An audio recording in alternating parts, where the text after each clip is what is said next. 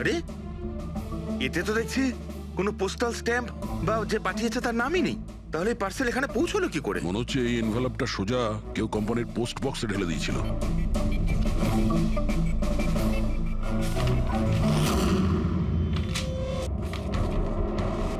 এই এনভেলপটা ডক্টর সালুকের কাছে পাঠিয়ে দিই, উনি হয়তো কিছু পেতে পারেন। ঠিক আছে। আচ্ছা, এই জাহ্নবী বলছিল যে এই পার্সেলটা দেখে মিস্টার সুধীর একদম চমকে গিয়েছিলেন। হতে পারে কোনো পুরনো স্মৃতি জেগে উঠেছিল। আর তারপর উনি কাউকে কলও করেছিলেন হয়তো। আগের মাসের কল ডিটেলস সুধীরবাবুরটা দেখি এই এনভেলপ পাওয়ার পরে সুধীরবাবু সবার আগে কাকে ফোন করেছিলেন।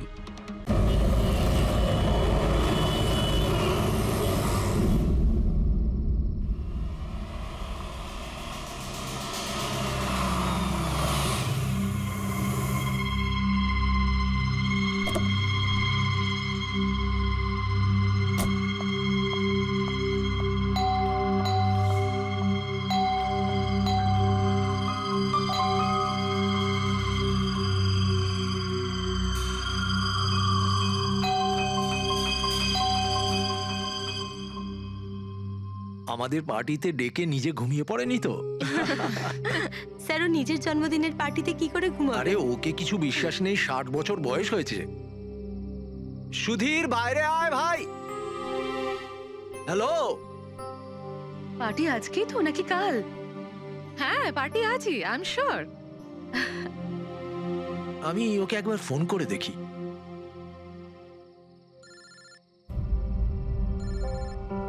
ভেতর থেকেই তো রিং শোনা যাচ্ছে, তাহলে কেউ গেট খুলছে না কেন? তাহলে ভিতর থেকে কেউ দরজা কেন খুলছে না? আমি বললাম না 60 বছর বয়স, এখনো বাচ্চা আছে। Sudhir,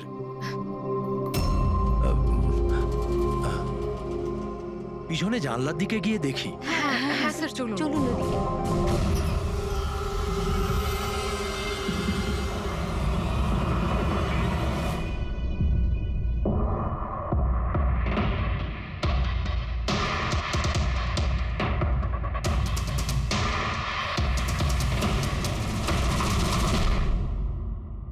emergency medical card.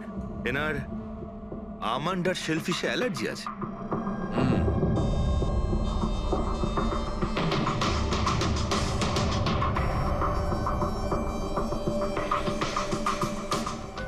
Sir, কেকটাও পুরো খাওয়া হয়নি। এই দেখুন, মনে হচ্ছে কেক কাটার কিছুক্ষণের মধ্যেই এরা সবাই মারা গিয়েছেন।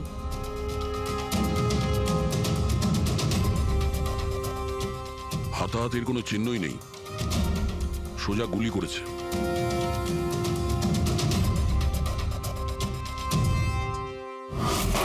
এইভাবেই গুলি চালিয়েছে।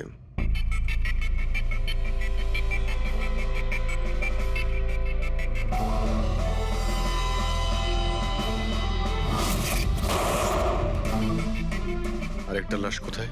ভেতরে আছে স্যার।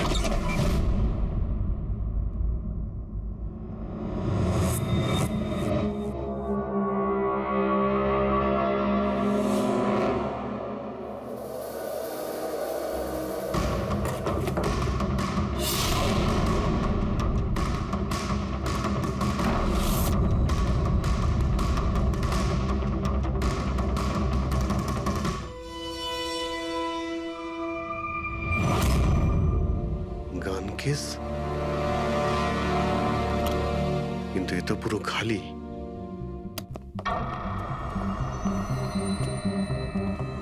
তবে স্যার, এই ঘটনা ঘটেছে কতক্ষণ হয়েছে? এই 4 জনের মৃত্যুই কালকে দুপুর 2টো থেকে 4টের মধ্যে হয়েছে। এরা কে কিছু জানতে পারলে? হ্যাঁ স্যার, উনি সুধীর বাবু, আর কে উইপস ইন্ডাস্ট্রির চেয়ারম্যান। ওর বড় ছেলে নীল, আর এ ওর ছোট ছেলে রিতেশ। আর ভিতরে যে আছে সে সুধীর বাবুর স্ত্রী মায়া। স্যার, নীল আর রিতেশ দুজনেই আর কে উইভস কোম্পানির বোর্ড মেম্বার ছিল, কিন্তু কোম্পানির অবস্থা খুবই খারাপ ছিল, বন্ধ হওয়ার জোগাড়। প্রচুর ধার বাকি হয়ে গেছিল, আর বাজারের ধারও মেটাতে পারছিল না, সমস্যা বেড়েই চলেছিল। তাহলে এখানে সেলিব্রেশন কি জন্য হচ্ছিল? স্যার, সুধীর বাবুর 60তম জন্মদিন ছিল। বার্থডে সেলিব্রেট করছিল? তাহলে নিশ্চয়ই আরো অনেকে এসেছিল। অফিসের কিছু লোক এসেছিল স্যার, আর ওদেরকে জিজ্ঞাসাবাদ করে ছেড়ে দিয়েছি। এরা সবাই এখানে একসাথে থাকতো কি? না না স্যার, এখানে তো শুধু সুধীরবাবু আর মায়া থাকতেন। সুধীরবাবু নীল আর রিতেশের জন্য আলাদা আলাদা বাংলো কিনে রেখেছিলেন। এরা দুজন ওখানেই থাকতো। আজকে তারা বাবার জন্মদিন পালন করতে এসেছিল। স্যার সন্ধেবেলায় অনেক বড় একটা পার্টি হওয়ার কথা ছিল। কেক কাটার কিছুক্ষণের মধ্যেই সবাই মারা যায়। পার্টি প্ল্যান যারা করেছিল সেই টিমটা এসেছিল, কিন্তু কেউ দরজা খোলেনি দেখে চলে গিয়েছিল। বাস আমার মনে হচ্ছে না যে কেউ বাইরে থেকে এসেছিল। যা কিছু ঘটেছে এই চারজনের মধ্যেই ঘটেছে। কিন্তু বাড়িতে তো কোনো চাকর অবশ্যই থাকবে। আছে তো, চাকর আছে তো, কিন্তু তারা গ্রামে গেছে। সুধীরবাবু শুধু আজকের জন্য একজন সার্ভেন্ট হায়ার করেছিলেন। সে কাল সকালে কাজ করে গেছিল, আর পার্টি শেষ হওয়ার পরে আজকে এসে পরিষ্কার করার কথা ছিল। পার্টি শেষ হওয়ার আগেই সবকিছু শেষ হয়ে গেছে। মনে তো হচ্ছে এটা মার্ডারই। সরি ডক্টর সালুকে, আমার এটা মনে হচ্ছে যে এই চারজন ছাড়াও এখানে আরো একজন ছিল, যে বাইরে থেকে ভেতরে এসেছিল। একটু মন দিয়ে দেখো, এখানে কোনো হাতাহাতির কোনো চিহ্ন নেই, আর প্রত্যেকটা জিনিস নিজের জায়গাতেই আছে। এটা মনে হচ্ছে যে কেউ কেকের মধ্যে কিছু মিশিয়ে দিয়েছিল, যেটা খেয়ে এরা চারজনই অজ্ঞান হয়ে গেছিল। তারপরে ওই 5 নম্বর লোকটা বাড়ির মধ্যে ঢুকলো, এসে সবাইকে গুলি করে দিল। এটা বস 100% মার্ডার। মার্ডার আর সুইসাইডও। আচ্ছা, তোমরা তো নিশ্চিতভাবে কি করে বলছো? স্যার এই দেখুন, বাকি 3টে লাশের কাছে স্ট্রাগলের কোনো চিহ্ন মাত্র নেই, শুধুমাত্র সুধীরবাবু ছাড়া। এনার পা ভাঁজ হয়ে রয়েছে, অনেকটা ব্লাডও বেরিয়েছে। আমার মনে হয় যখন ওনার গুলি লাগে তখন উনি বেঁচে ছিলেন। যদি উনিও কেক খেয়ে বাকিদের মতো অজ্ঞান হয়ে থাকতেন, তাহলে ওদের মতোই পড়ে থাকতেন। ইনি প্রথমে 3 জনকে গুলি করেন আর তারপর সুইসাইড করেন, এরকম মনে হচ্ছে। যদি এটাই হয়তো, তাহলে যে বন্দুক দিয়ে গুলি করা হয়েছিল সেটা কোথায়? সেটা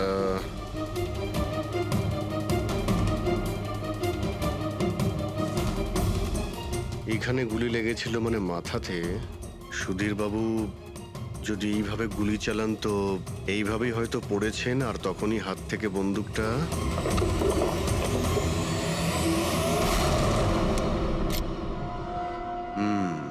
এই হলো বন্দুক। স্যার এই দেখুন, রিতেশের ফোনটা পেলাম। স্যার ও কেক কাটার কিছুক্ষণ পরেই নিজের সোশ্যাল পেজে এই সেলফিটা পোস্ট করেছে। বলছিলাম না, এখানে পঞ্চম ব্যক্তি থাকতেই পারে না। কিন্তু বুঝতে পারছি না কেন, আমার এখনো সন্দেহ আছে। দেখুন, সন্দেহ করা তো আমাদের কাজ। একটা কাজ করে যতগুলো এভিডেন্স আছে, যতগুলো জিনিস আছে, সব বিউরোতে নিয়ে যাই, দেখি এসিপি স্যার কি বলেন। গোলমাল মনে হচ্ছে। বস, আমি ওদের পেটের মধ্যে কেকের টুকরো পেয়েছি। ওই যে কেক ওরা খেয়েছিল, ওই কেকের মধ্যে সেনেটিভ মেশানো ছিল, নেশার ওষুধ। সেনেটিভ? 3 জন খেয়েছে আর অজ্ঞান হয়ে গেছে। 4 জনই? না, 3 জন। নীল, রিতেশ আর মায়া, ওদের 3 জনের পেটের মধ্যেই শুধু কেকের টুকরো পাওয়া গেছে। তার মানে সুধীরবাবু ওই কেকটা খাননি? না দয়া, শুধু একজনই ছিল যে গুলি চলবার সময় অজ্ঞান হয়নি। কি? সুধীরবাবু নিজের জন্মদিনে এই কেক খাননি? হয়নি, কারণ ওই কেকের মধ্যে বাদাম মেশানো ছিল। কিন্তু স্যার ওনার বাড়ির লোকের তো নিশ্চয়ই জানা আছে যে ওনার বাদাম থেকে অ্যালার্জি ছিল। এক্স্যাক্টলি।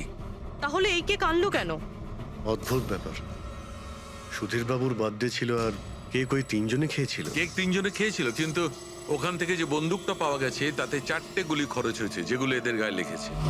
অদ্ভুত ব্যাপার যে ওর ওপর সুধীরের আঙুলের ছাপ আর আছে। ওই বন্দুকটাও তো সুধীরবাবুর নামেই রেজিস্টার করা। তো সুধীরবাবু প্রথমে ওই 3 জনকে গুলি করে আর তারপর নিজে সুইসাইড করে, কিন্তু কেন? ঝামেলা এড়ানোর জন্য। ব্যবসা ডুবে যাচ্ছে, ধার দেনা বেড়ে যাচ্ছে, এই জন্য নিজের সঙ্গে পুরো ফ্যামিলিটাকেই মেরে ফেলে। আর কি কারণ হতে পারে? হ্যাঁ স্যার, তাই তো মনে হচ্ছে। সুধীরবাবু ইচ্ছে করেই ওই বাদামওয়ালা কেক নিয়ে এসেছিল যাতে ওনাকে না খেতে হয়, আর উনি সেনেটিভ মিশিয়ে ওই কেকটা সবাইকে খাইয়ে দেন। আর অজ্ঞান হওয়ার পরে তাদের মেরে ফেলে নিজেও আত্মহত্যা করেন। রবি, ওই রিতেশ যেটা ফটো আপলোড করেছিল না নেটে, সেটা একটু খোলো তো। কটার সময় তুলেছিল এই ফটোটা? স্যার 2:05 আর আপলোড করেছিল? স্যার 2:07। সালুকে একটা কথা বলো, কেক খাওয়ার কতক্ষণ পরে ওরা অজ্ঞান হয়েছিল? 20 থেকে 25 মিনিট। মানে 2:30 না 2:35? আমার মনে হয় ওরা সবাই ওই সময়ই মারা গিয়েছিল, 2:30 থেকে 3:45-এর মধ্যে। মানে সবকিছু ঘটেছে ওই 40 মিনিটের ভেতরেই। 1 মিনিট, ওই দেখো, ওই ছায়াটা কার? ওই শ্যাডো? এই চারজন তো এখানে দাঁড়িয়েছিল, তাহলে ছায়া ওখানে গেল কি করে? সেটা ওখানে গিয়েই দেখতে হবে। এই শ্যাডোটা কার ছিল? 2:04 পর্দার পজিশন একদম ঠিক আছে তো? একদম স্যার। পজিশন নিয়ে নি। রেডি? 2:05 ইয়া। আরে এখানে তো কোনো ছায়া দেখতে পাচ্ছি না। তাহলে ওখানে ছায়া কোথা থেকে এলো?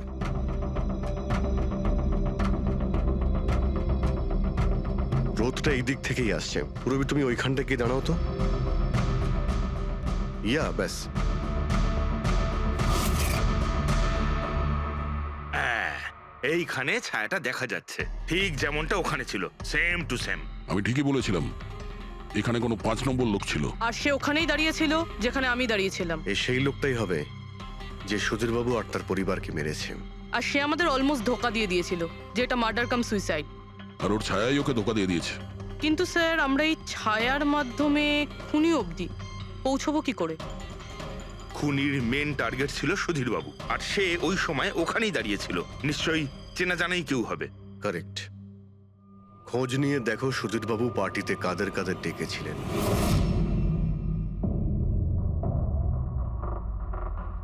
স্যার, আমি পড়ি।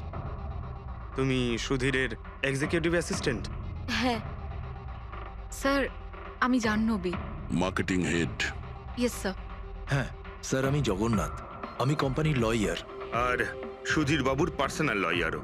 আগে হ্যাঁ, কিন্তু আপনারা আমার কাছে কি জানতে চাইছেন? সুধীরবাবুর কোম্পানিতে প্রায় 300 লোক কাজ করতেন, কিন্তু উনি পার্টিতে শুধু আপনাদের 3 জনকেই ডাকলেন।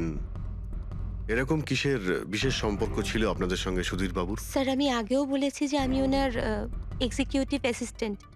তো একজন এক্সিকিউটিভ অফিসারের সঙ্গে এতটা পার্সোনাল রিলেশনশিপ? স্যার, আমি ওনার শুধু কাজই না, বরং ওনার পার্সোনাল লাইফও ম্যানেজ করতাম। আই মিন পার্সোনাল আর প্রফেশনাল দুটোই। আর ওই দিনও আমি পার্টি ম্যানেজ করতে গেছিলাম, সেলিব্রেট করতে না। আর উকিল বাবু আপনি? স্যার, আমি আর সুধীর হলাম ছোটবেলাকার বন্ধু। ওর বার্থডে আর আমি যাব না, এটা কি করে হতে পারে? আর আপনি? আপনাকে কেন ইনভাইট করেছিল সুধীরবাবু পার্টিতে? স্যার, আমাকে সুধীর স্যার না, নীল ইনভাইট করেছিল। আমি আর নীল খুব ভালো বন্ধু ছিলাম। I see. তো আপনি ওনার পুরো শিডিউল ম্যানেজ করতেন। হুম। তো এই বার্থডে পার্টির দিন কেউ কি আসার কথা ছিল? কোনো মিটিং রেখেছিলেন আপনারা? স্যার, ওই দিন ব্যাংক হলিডে ছিল, তার জন্য কোনো মিটিং বা অ্যাপয়েন্টমেন্ট ছিল না। আর ওনার বার্থডে ছিল, তাই উনি পুরো দিন ওনার ফ্যামিলির সাথেই কাটাতে চাইতেন। দুপুর 2টো থেকে 3টের মধ্যে আপনারা কোথায় ছিলেন? স্যার, আমি তো আমার বাড়িতেই ছিলাম, ভ্লগ বানাচ্ছিলাম। V blog? Video blog.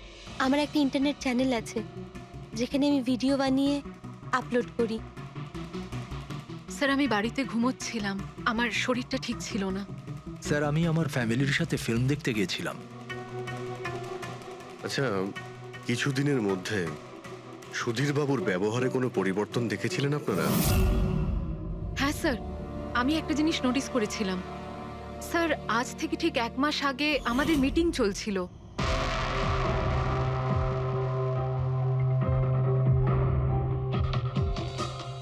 Sir, কি ব্যাপার? ভেতরে এসো।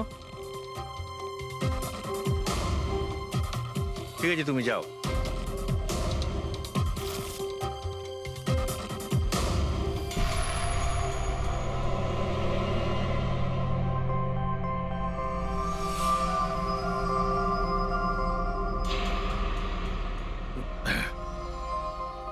Sorry, gentlemen.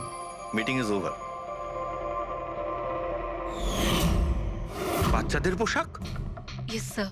আচ্ছা, আর কিছু নোটিস করেছিলেন আপনারা? কোনো অদ্ভুত কিছু? হ্যাঁ স্যার, এই 2 সপ্তাহ আগে উনি আমাকে বলেছিলেন যে উনি ওনার দলিল চেঞ্জ করতে চান। উইল বদলাতে চাইছেন কেন? জানি না স্যার, ওনার দলিলে 3 জন মানুষের নাম ছিল। একজন ওনার স্ত্রী মায়া, আর 2 জন ওনার ছেলে। কিন্তু উনি চতুর্থ একজনের নাম জুড়তে চাইছিলেন, অ্যাড করতে চাইছিলেন। কি নাম ছিল ওই চতুর্থ জনের? ওনার নাম তো উনি বলেননি। আপনি কি উইলটা বদলেছিলেন? আসলে আমি পেপার সব তৈরি করে দিয়েছিলাম, ব্যাস নাম ভরে ওতে সুধীরকে সই করতে হতো। জানি না কি হলো, হঠাৎ নিজের বার্থডের কিছুদিন আগে ও আমাকে বলল যে দলিল বদলাতে চায় না, ওই পুরনো দলিলটাই থাকবে। ঠিক আছে, এই চতুর্থ ব্যক্তি আবার কোথা থেকে এলো যার নাম সুধীরবাবু নিজের উইলে ইনক্লুড করতে চেয়েছিলেন? সুধীরজির মৃত্যুর এই চতুর্থ জনের সঙ্গে কোনো কানেকশন থাকতে পারে। আমার তো এটাই কিছুতে মাথায় ঢুকছে না। বাচ্চাদের পোশাক কেউ কাউকে কেন পাঠাতে যাবে? বাচ্চাদের জামা কাপড় পাঠানো হয়েছিল, তাহলে ওই এনভেলপটা কোথায় গেল? সুধীরবাবুর রুমটা তো আমরা ভালো করে চেক করেছি, ওখানে তো কিছুই পাইনি আমরা। বাড়িতে নয় তো অফিসে?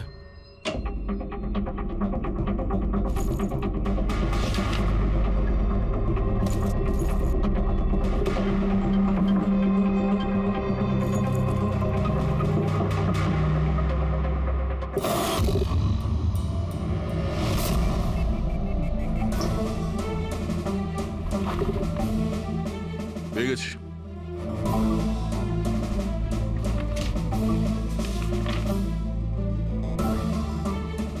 আরে এতে তো দেখছি কোনো পোস্টাল স্ট্যাম্প বা যে পাঠিয়েছে তার নামই নেই। তাহলে পার্সেল এখানে পৌঁছলো কি করে? মনে হচ্ছে এই এনভেলপটা সোজা কেউ কোম্পানির পোস্ট বক্সে ঢেলে দিয়েছিল।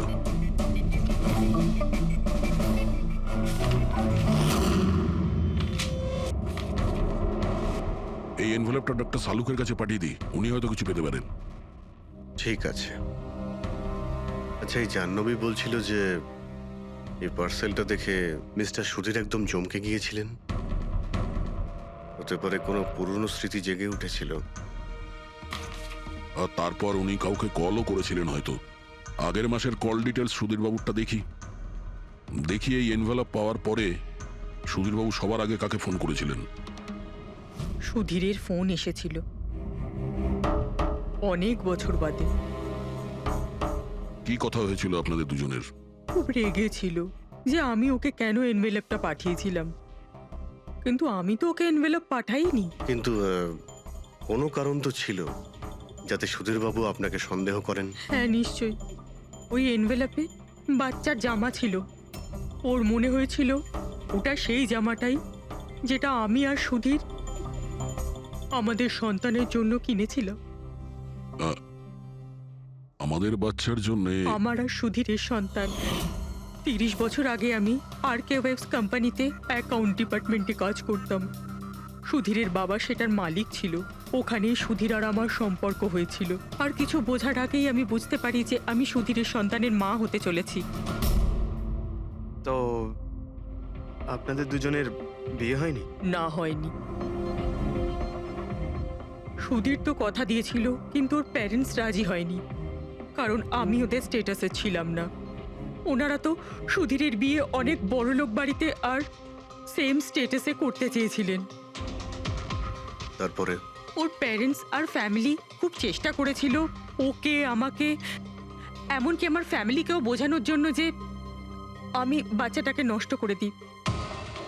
আমিও ঠিক করেছিলাম যে যাই হয়ে যাক আমি আমার সন্তানকে জন্ম দেবই। 15ই মার্চ 1990 সালে আমার সন্তান এই পৃথিবীতে এসেছিল,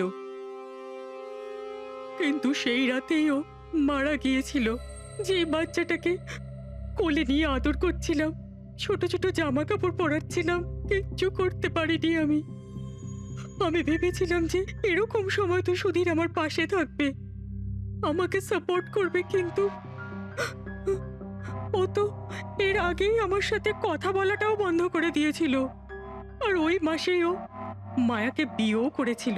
তো সেই জন্যই আপনি আজ অব্দি বিয়ে করেননি আর এখানে একাই থাকেন? হ্যাঁ। সুধীরবাবু আপনার সঙ্গে যা যা করেছেন তার জন্য খুব কষ্ট হয়েছে আপনার, হয়তো খুব ঘেন্না করতেন ওকে। আমার থেকে বেশি ঘেন্নাও আর কেই বা করতে পারে। উনি আপনাকে আপনার অধিকার দেয়নি, আপনি সম্পত্তিতে ভাগ চাইলেন, আর যখন সম্পত্তি উনি আপনাকে দিলেন না তখন আপনি রেগে গেলেন আর মেরে দিলেন ওকে। আমি ওকে মারিনি, আর আমি ওকে কেন মারবো? আমি তো চেয়েছিলাম যে ও বেঁচে থাকুক আর সারা জীবন কষ্ট পাক। যেদিন সুধীরবাবু মারা যান সেদিন দুপুরবেলা আপনি কোথায় ছিলেন? আমি বাড়িতেই ছিলাম। আপনার কাছে কোনো উইটনেস বা প্রমাণ আছে? কোনো প্রমাণ নেই। হ্যালো, হ্যাঁ স্যার, ওকে স্যার, হ্যাঁ এখানেই আছেন, আমি বলে দিচ্ছি। হ্যাঁ, ইয়েস স্যার। স্যার, সালুমকে স্যার ফরেন্সিকে ডাকছেন তাড়াতাড়ি, বলছিলেন যে কিছু দেখাতে চান। ওকে। শুনলে তো বিশ্বাসই করতে পারবে না বস। ওই এনভেলপটাকে যখন আমি ভালো করে পরীক্ষা করলাম তাতে কোনো ফিঙ্গারপ্রিন্ট তো পাইনি, কিন্তু ওই এনভেলপ থেকে আমি ডিএনএর জন্য স্যাম্পল পেয়ে গেছি। যে ওই চিঠিটা পাঠিয়েছে সে মনে হয় মুখ দিয়ে থুতু সাহায্যে ওটাকে সেঁটে দিয়েছে। আর এইভাবে ওই এনভেলপ থেকে আমি স্যালাইভা স্যাম্পল পেয়ে গেছি, যার থেকে ডিএনএ টেস্ট করতে পারবো। কিন্তু ডক্টর, ডিএনএ টেস্টিং এতে তো 4 থেকে 6 সপ্তাহ লাগবে। হ্যাঁ, আর আমি 5 দিনের জন্য যাচ্ছি দিল্লি এক কনফারেন্সে। কিন্তু তার আগে আমি কিছু প্রাইমারি টেস্ট করিয়ে নিয়েছি। তো স্যার আপনি এই টেস্ট থেকে কি পেলেন? এই টেস্ট থেকে আমি জানতে পেরেছি যে এটা যার ডিএনএ হোক না কেন, তার ডিএনএ সুধীর বাবুর ডিএনএ এর সঙ্গে ম্যাচ করছে।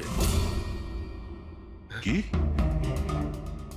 তার মানে এই যে তার মানে হচ্ছে এইটা যে এই চিঠিটা পাঠিয়েছে সেটা সুধীর বাবুর কোনো রক্তের সম্পর্কের লোক। তার মানে সুধীরেরই নিজের কেউ সুধীরকে ব্ল্যাকমেল করছে, কিন্তু কে কে হতে পারে? স্যার, অদিতির পেটে যে বাচ্চাটা ছিল সেটা তো মরা অবস্থায় জন্মেছিল। হ্যাঁ, আর রইল বাকি সুধীর বাবুর 2 ছেলে নীল আর রিতেশ। ওরা দুজন আবার সুধীর বাবু আর অদিতির গোপন রহস্যটা জেনে ফেলেনি তো? হতে পারে তার জন্যই ব্ল্যাকমেল করছিলেন, বাচ্চাগুলোর পোশাক পাঠিয়ে। আচ্ছা স্যার, ওই যে বাচ্চাদের পোশাক পেয়েছিলাম, ওগুলো কি সত্যি পুরনো নাকি ময়লা টয়লা করে পুরনো দেখানোর চেষ্টা করা হয়েছে? আমি ওগুলোকে স্পেশালাইজড ল্যাবে পাঠিয়ে দিয়েছি চেক করার জন্য, তাড়াতাড়ি জানা যাবে। আচ্ছা, পুরবি সুধীর বাবুর ছেলের ব্যাপারে কি জানতে পেরেছো? কি করতো? স্যার, 1 বছর আগে সুধীর বাবু নিজের কোম্পানিতে নিজের ছেলেদেরকেই বোর্ড মেম্বার বানিয়েছিলেন, আর তারপর থেকেই কোম্পানি লসে যেতে শুরু করলো। ওরা কোম্পানির টাকা নিয়ে নিজেরাই নয়ছয় করতো, দামি দামি গাড়ি, প্রচুর শখ মেটাতো, সবকিছু করতো, শুধু কাজ বাদ দিয়ে। কিন্তু স্যার সুধীরবাবু তার ছেলেদের খুব ভালোবাসতেন, দুজনের জন্য আলাদা আলাদা বাংলো। আচ্ছা, এটা নয় তো যে ওদের দুজনের মধ্যেই কেউ ওই এনভেলপটা লেটার বক্সে ফেলেছিল? কিন্তু একটা কথা কিছুতেই মাথায় ঢুকছে না, এই ব্ল্যাকমেলিং কেন? আরে ভাই, টাকার জন্য। কোম্পানি ডুবে যাচ্ছিল। কারেক্ট। কোম্পানি কাঙাল হওয়ার আগে যা কিছু গুছিয়ে নিতে পারো গুছিয়ে নাও। যদি সুধীর বাবুর 2 ছেলে তাদের বাবাকে টাকার জন্য ব্ল্যাকমেল করে থাকে, তাহলে নিশ্চয়ই ওনার ব্যাংকের অ্যাকাউন্টে নিশ্চয়ই টাকা এসে থাকবে, খুব বড় রকমের ফিগার। একটা কাজ করো, এই দুজনের পার্সোনাল অ্যাকাউন্ট, কোম্পানি অ্যাকাউন্ট সব চেক করো, দেখো কোনো বড় অ্যামাউন্ট এসেছিল কিনা। স্যার, স্যার কিছু পেয়েছি স্যার। আরকে উইপস ইন্ডাস্ট্রি থেকে কোটি টাকা ট্রান্সফার হয়েছে স্যার। কার অ্যাকাউন্টে ট্রান্সফার হয়েছে? 1 মিনিট দেখছি। এগুলো রিতেশ আর নীলের অ্যাকাউন্টই হবে? না স্যার, প্রাইভেট অ্যাকাউন্ট, রেচেলের নামে। কোন টাকা? আপনারা কি নিয়ে কথা বলছেন? আমি কিচ্ছু জানি না। কোন টাকা? সেই টাকাটা যেটা আরকে উইপস এর অ্যাকাউন্ট থেকে তোমার অ্যাকাউন্টে ট্রান্সফার হয়েছে। এবার কিছু মনে পড়েছে? ওটা তো আমার স্যালারি, আমি ওখানে কাজ করতাম। স্যালারি? 11 কোটি স্যালারি? হ্যাঁ, তাও আবার 2 সপ্তাহের। ওই হিসাবে তো তোমার মান্থলি স্যালারি 22 কোটি টাকা হবে। কি কাজ কি করো তুমি? ব্ল্যাকমেলিং এর কাজ। তুমি আর রিতেশ দুজন মিলে সুধীর বাবুকে ব্ল্যাকমেল করছিলে। দেখো রিচেল, আমরা খুব ভালো করেই জানি যে তুমি আরকে কোম্পানিতে একদিনের জন্যও কাজ করনি। এবার পরিষ্কার করে সত্যিটা বলবে নাকি? রিতেশ কিন্তু আর নেই, তাই যত শাস্তি সব তোমাকেই কিন্তু পেতে হবে। ব্ল্যাকমেলিং আর এক্সটর্শনের শাস্তি জানো তুমি? আমি কাউকে ব্ল্যাকমেল করিনি। তাহলে সুধীর বাবু কি তোমাকে 11 কোটি টাকা এমনিই দান করে দিলেন? সুধীর আঙ্কেল তো ওই টাকা ট্রান্সফারই করেননি। তাহলে কে করেছিল? আমার বয়ফ্রেন্ড রিতেশ। ও আমাকে বলেছিল যে ওর কোম্পানির টাকা ও কিছুদিনের জন্য অন্য কোথাও রাখতে চায়। অন্য কোথাও? কেন? জানি না, আর আমি জিজ্ঞাসাও করিনি। তুমি রিতেশকে জিজ্ঞাসা করনি, আর যখন রিতেশ মারা গেল তখন পুলিশকেও বলনি। আমি ভেবেছিলাম যে রিতেশ তো আর বেঁচে নেই, তাই টাকাগুলো আমি রেখে দিই। কেউ কি করে জানতে পারবে? কিন্তু সুধীর বাবুর ফ্যামিলিকে মারতে পারে কারা? পরি তো ভিডিও বানাচ্ছিল, আর জাহ্নবী অসুস্থ ছিল, আর জগন্নাথ নিজের ফ্যামিলির সঙ্গে ফিল্ম দেখছিল। কিন্তু অদিতির ব্যাপারে আমি কিছুই বুঝতে পারছি না। কিন্তু কে হতে পারে যে সুধীর বাবুকে এনভেলপ পাঠায়, ওই প্যাকেটটা পাঠায়, সে কে? ওর নামটা সুধীরবাবু উইলে লিখতে চেয়েছিলেন, কিন্তু লেখেননি। সে কে?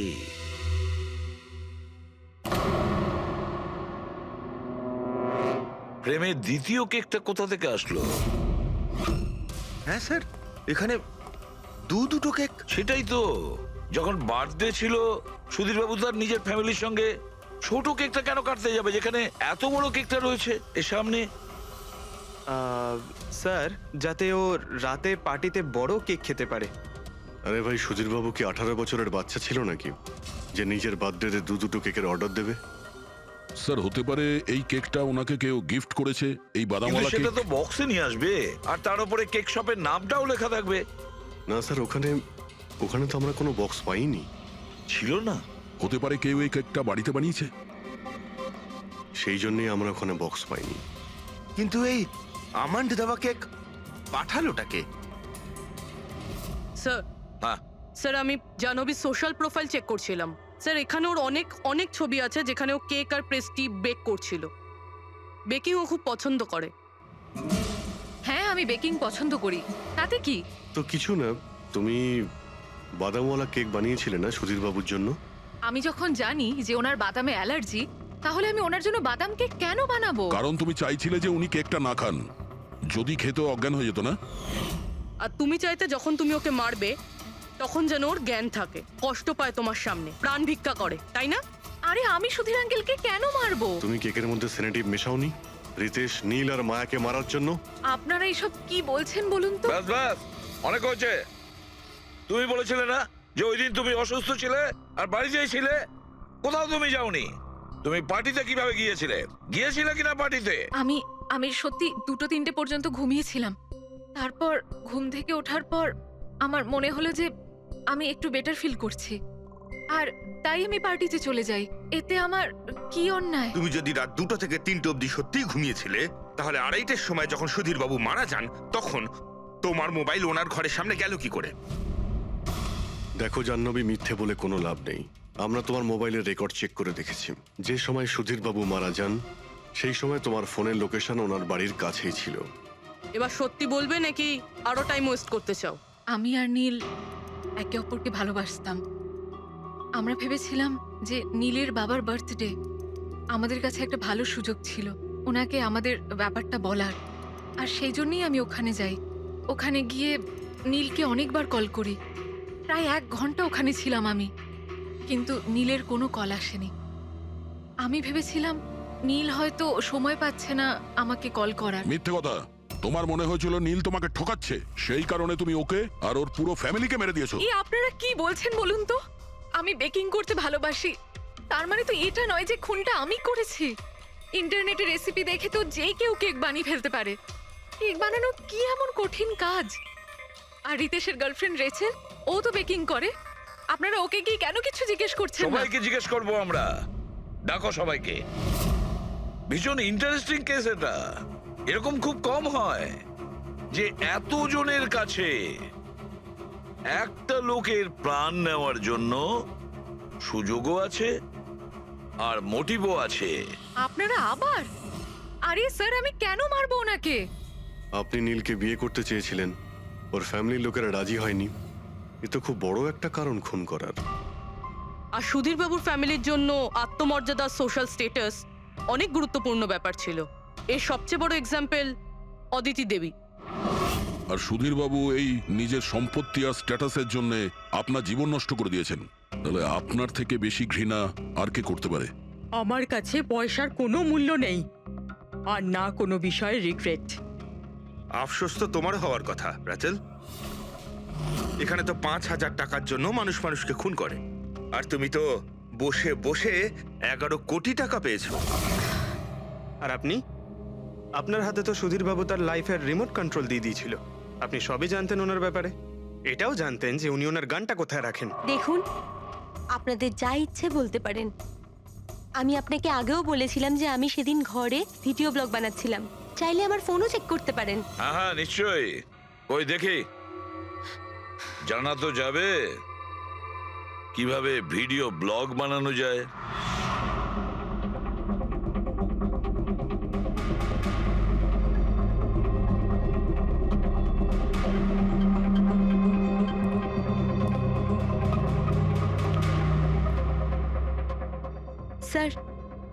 এখন আপনি বিশ্বাস করেছেন তো যে সেদিন আমি নিজের ঘরে DIY ভিডিও বানাচ্ছিলাম? DIY তার মানে? Do it yourself. স্যার, আমি প্রত্যেকদিন নিজের ইন্টারনেট চ্যানেলে মানুষদের দৈনন্দিন কাজের ইজি পদ্ধতি দেখাই। Do it yourself. স্যার, হ্যাঁ, নিউজ পেপারটা দেখুন, ডেটটা ওই একই। হ্যাঁ, সেটাই তো আছে। মানে ভিডিও ওই দিনই শুট করা হয়েছিল? স্যার, হ্যাঁ পুরবি, স্যার আমি মেমোরি কার্ডের ডেট আর টাইম চেক করেছি। এই ভিডিওটা ওই দিনই তৈরি করেছিল, 2টো থেকে 4টের মধ্যে। আচ্ছা আর স্যার, পরীর মোবাইল লোকেশন ক্রস চেক করেছিলাম আমরা, তাতে দেখলাম ও সেদিন বাড়িতেই ছিল। পুরবি একটা কাজ করো, এই 4 জন লেডিসকে আলাদা ঘরে বসাও। স্যার, হুম, চলো।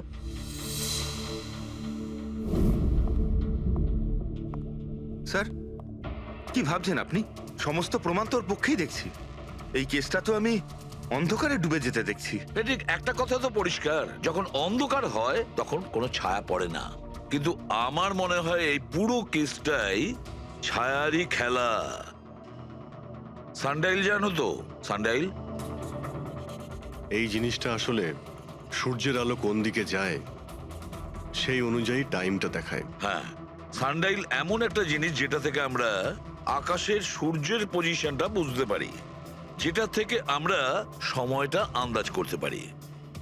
এবার দেখো, আমাদের পৃথিবী ঘুরতে থাকে আর সেই জন্য সূর্যের অ্যাঙ্গেলটাও বদলে যায়, যেটার কারণে সানডাইলে ছায়ার পজিশনটা বদলাতে থাকে। আব, এটা তো মাথায় ঢুকে গেছে স্যার, কিন্তু এটার এই কেসটার সাথে কি সম্পর্ক বলুন এর তো? সঙ্গে সম্পর্ক আছে ফেডরিক। পরি, এই পুরো প্রমাণগুলোই আমরা পরীর কাছ থেকে কালেক্ট করেছি। পরি সে এমন একজন কেউ, পুরো এভিডেন্স গুলো ম্যানিপুলেট করতে পারে, মেমোরি কার্ডের ডেটটাও চেঞ্জ করতে পারে, পুরো এভিডেন্সেস কন্ট্রোল করতে পারে, কিন্তু সূর্যকে কন্ট্রোল পরি করতে পারে না। ভুলে যেও না যে সূর্য কোনো সময়ই ভুল সময় সে দেয় না। তার মানে পরী ভিডিওতে ডেট আর টাইম দুটোই চেঞ্জ করে দিয়েছে? হয়তো চেঞ্জ করেছে বা করেনি, কিন্তু এখন আমরা এই ছায়াকে প্রশ্ন করব যে পরি সত্যি বলেছে না মিথ্যে বলেছে। কারেক্ট, এই সেটিংটা একদম সেরকমই হয়েছে যেমন পরীর ভিডিওতে ছিল। আর রোদও সেই রকম আছে সেদিন যেরকম ছিল। শুধু পরীর জায়গায় পুরবি দাঁড়িয়ে আছে। স্যার, আমরা এখানে কি করব? আগামী 6 ঘন্টা পর্যন্ত পুরবীকে এইভাবেই দাঁড়িয়ে থাকতে হবে যেভাবে ভিডিওতে পরী দাঁড়িয়েছিল। আমরা এটাই দেখতে চাই যে যদি পরী সত্যি কথা বলে তাহলে 2টো থেকে 4টের মধ্যে পুরবীর মুখে ঠিক সেই জায়গা থেকে রোদ্দুর পড়বে যেমন পরীর মুখে ছিল। আর স্যার, যদি আমার ছায়া পরীর ছায়ার সাথে ম্যাচ না করে তো? তো দেখতে হবে। ক্যামেরা অন করো।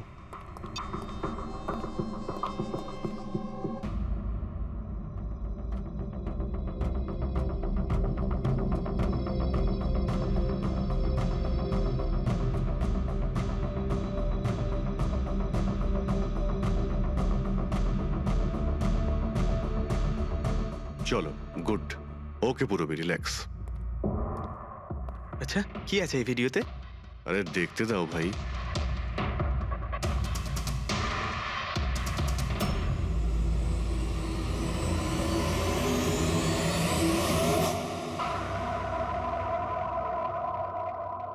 তো সকাল 11টা থেকে 1টার মধ্যে তুমি ওই ভিডিওটা রেকর্ড করেছিলে।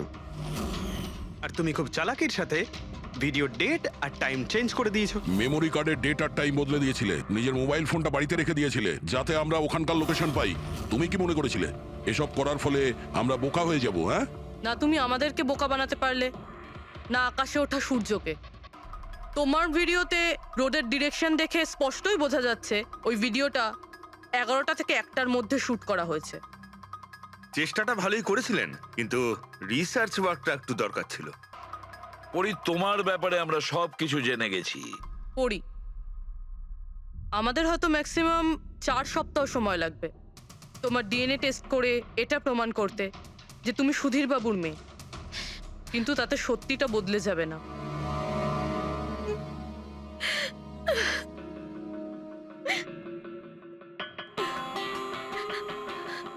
আমি ওনাকে মারতে চাইতাম না, একদমই মারতে চাইতাম না ওনাকে।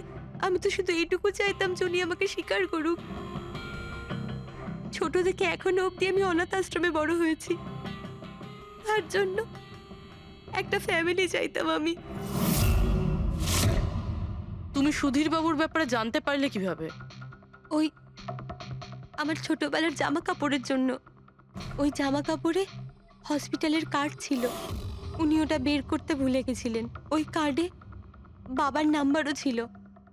তারপর আমি বাবাকে অনেক খুঁজলাম, তখন শেষ পর্যন্ত ওনার কোম্পানির কথা জানতে পারলাম। কিন্তু তুমি ওনার কোম্পানি কেন জয়েন করলে? তুমি চাইলে সুধীরবাবুকে অন্য জায়গাতেও কথাটা বলতে পারতে যে তুমি ওনার মেয়ে। কিন্তু আগে আমি ওনার সাথে দেখা করতে চাইতাম, চিনতে চাইতাম ওনাকে।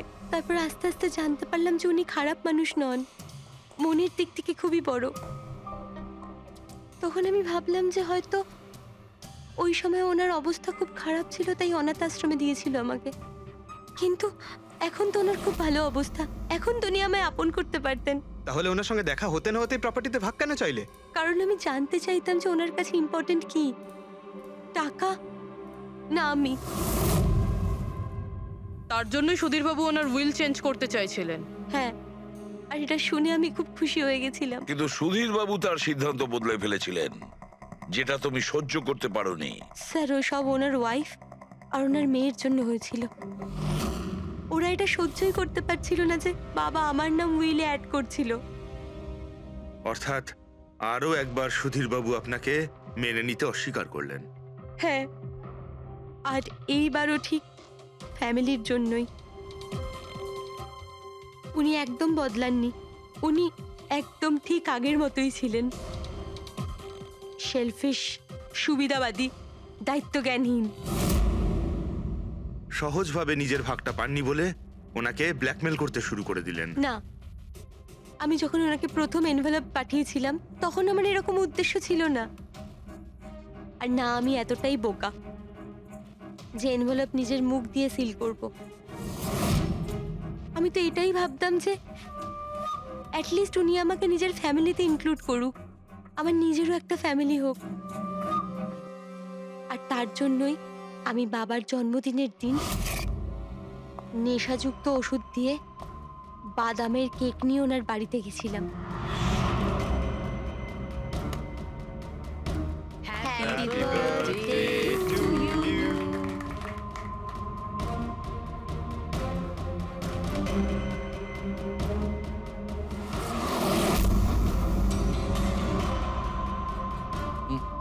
আমার অ্যালার্জি আছে।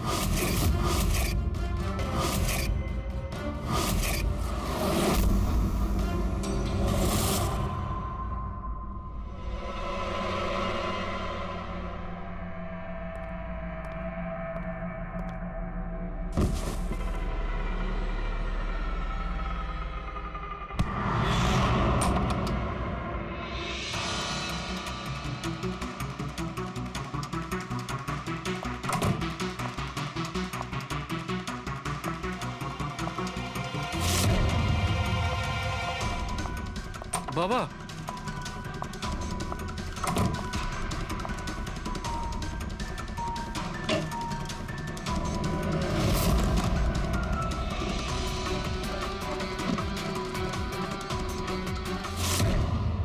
তুমি সুধীরবাবুর পুরো ফ্যামিলিকে মারতে চেয়েছিলে না?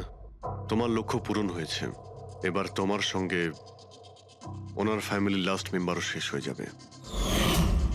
জেল যাওয়ার আগে আমরা তোমার সঙ্গে কারোর সঙ্গে দেখা করিয়ে দিতে চাই।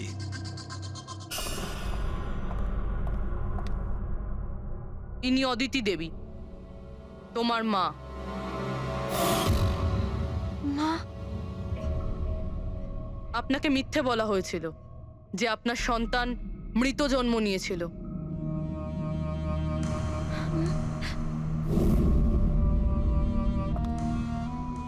মা,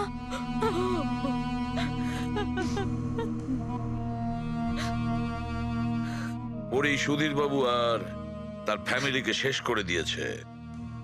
আমরা দুঃখিত, আপনারা দুজন আবার বিচ্ছিন্ন হয়ে যাচ্ছেন।